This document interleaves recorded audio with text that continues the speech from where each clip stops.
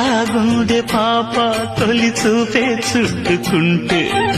ఏదో కొత్త ఊపే ఎటువైపు నెట్టేస్తుంటే